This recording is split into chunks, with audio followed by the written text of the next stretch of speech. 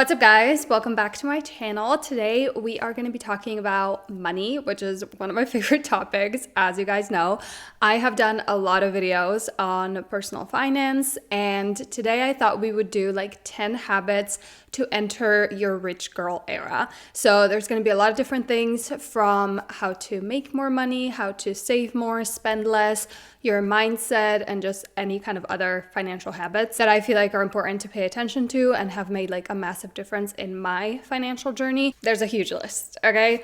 But I have made a lot of financial content already. I'll be mentioning a couple of videos here and there throughout this video, but I have a whole playlist. So if you're interested in diving further into any kind of topic that we cover, I'll link that down below so you can find everything in one place. And if you're new to my channel, hi, I'm Nika, welcome. I make videos all about self-improvement, but I like to make them very actionable. Like, here are the tips, the tricks, the to-do list to really make a difference that you're actually gonna notice. So if that works for you, I'd love for you to stick around and subscribe. And you can also check out my Instagram if you want to see more content. But without any further unnecessary yapping, let's get into the list. Habit number one is you need to become aware of your negative habits, but more importantly, what drives those negative habits. So we're probably all aware like what our spending issues are. Like, I spend a lot of money on new clothes. I go into shops as like a hobby because I'm bored and I have nowhere else to go. You know, we all kind of know those things already. But now think about what drives you to do those things. For me, I realized my main three factors were like lack of excitement and just kind of being bored with my life or with myself, and just like needing like a change really, really quickly. So obviously, a really easy thing to do then is to just go spend some money, buy new makeup, buy new clothes, and it'll give me that like short-term satisfaction. Another one was like I'm having like a period of low self-esteem, whether it's like I get some acne or I'm just like not happy with myself or with how I look. And then obviously I go and spend. And then the last one for me was TikTok, especially watching like beauty or fashion themed short form content. Like, that really gets me to want to spend my money on those things. And obviously people are very convincing that this lipstick is going to change your life. So those were the ones for me, but I think it's so important to become aware of it just so you can kind of catch yourself in the act and be like, oh, why am I bored with myself? Like, why am I bored with my life? What is something else I can do instead that's actually going to be healthy for me and good for me, not only in this moment, but also long term? I just think it's good to get to the like root cause of why you're doing the things that you're doing, because it's so much easier to then change those negative or destructive habits. The second thing that I really, really highly suggest you do is a low spend month or a no spend month. I think the more you swipe and spend, the more normal it becomes. And when you hit pause on that, you really notice those urges, and it kind of resets your like dopamine levels. You know, you're not relying on swiping your card for that hit. And it really, really, really works. Like, ever since I did that in January, I made a whole video about it. Just my rules and like what I'm not spending on, what I'm allowing myself to spend on. So I'll link that down below if you want to watch. But ever since then, it's like March now, and my spending is still really, really low compared to before. So it really does work. Next, let's talk about budgeting. But instead of just covering like how to get into budgeting, like we all know those things, I also have a video on that, so I'll link it down below. But the point of a budget is to make it your own. Like, this should be your personal plan for where your hard-earned money goes. So first of all, if like an Excel sheet doesn't work for you, or a Notion page, you can do it by hand. You can do it in your journal. You can also use an app that already like automates a lot of that for you, or at least gives you a very, very clear picture of where your money is going every week or every month. I really love Monarch Money, so I'd highly recommend checking that out. They're actually sponsoring this video. I think Monarch would be perfect for you if you're looking for like the least tedious, stressful way to track your spending and manage your money. And usually it's not like the big one-time purchases that are the problem. It's like the tiny stuff that keeps adding up.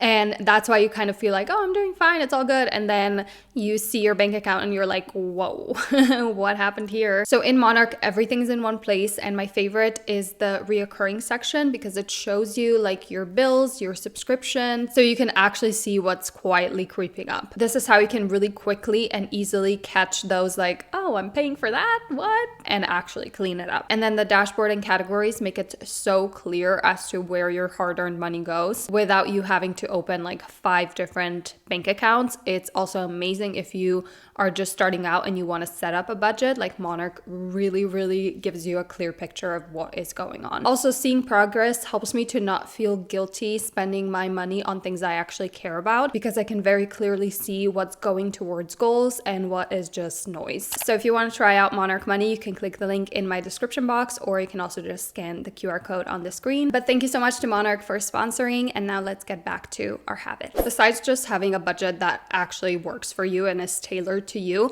I really think making it kind of like a ritual every month to go through the budget, like wrap it all up and then create a new budget for the month is so helpful, like romanticizing it and again, making it your own. So imagine you are in your rich girl era, like you've achieved the financial situation that you want.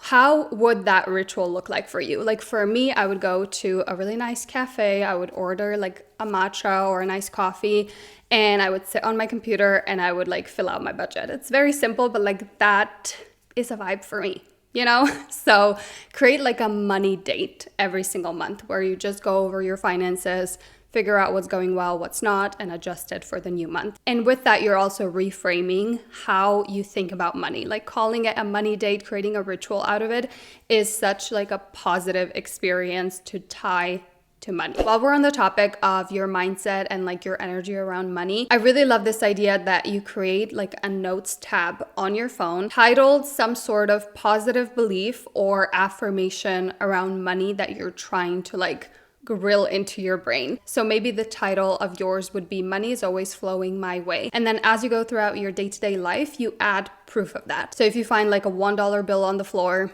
you write that in, like today I found $1, you know, just like adding that, you're like training your brain to notice that, and it does become your reality. And then your identity and your beliefs change your behavior. So it is so helpful and like such a fun way to go about changing your mindset when it comes to money. One habit that really like simplified spending and budgeting for me is to just focus on reducing my transactions. Like every month, I want my bank statement to be the shortest it's ever been. It's kind of like a game you get to play with yourself, and it really simplifies your budget. So if you're not into budgeting at all, it's not something you want to do, like it doesn't work for you, maybe something like this is a really good alternative. So you're still limiting your spending, you're still keeping an eye of where your money is going, but it's a little bit less rigid and you can kind of gamify it. The next one is to save first, spend later, and if you can, automate your saving. So every single month when you get your paycheck, the first thing you do is you pay yourself, which means you put your money into a savings account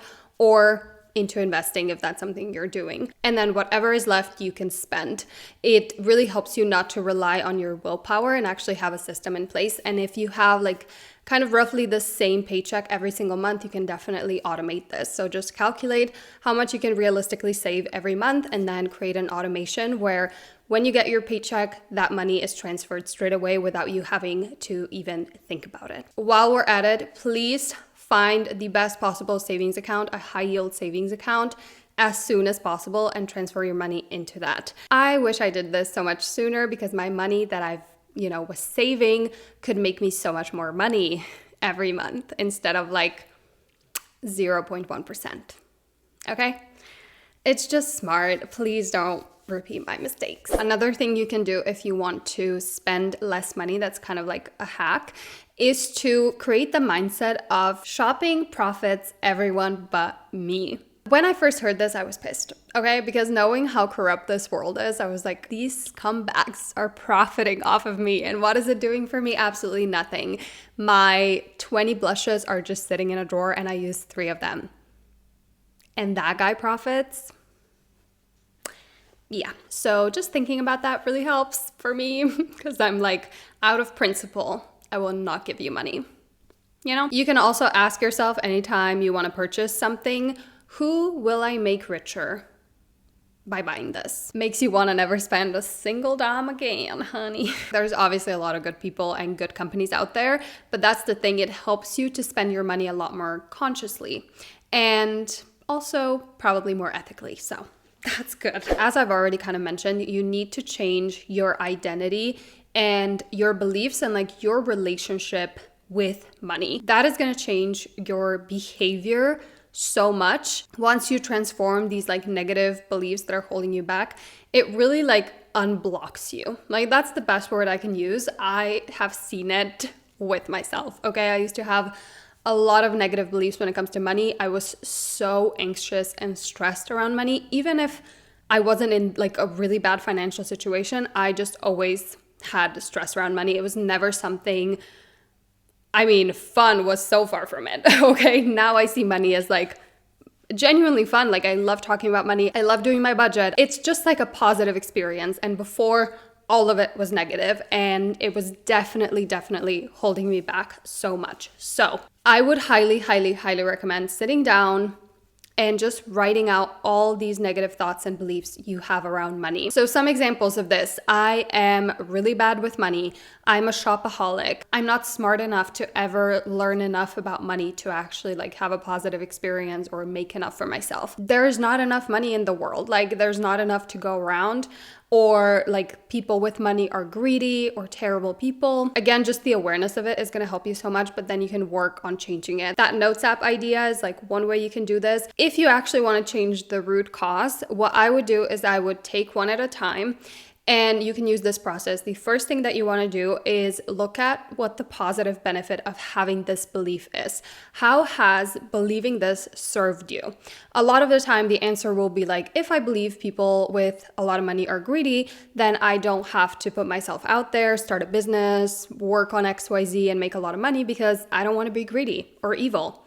It kind of keeps you safe and you don't have to put yourself out there. Then you're gonna write all the proof for why that belief is not true. So people with money are evil and greedy.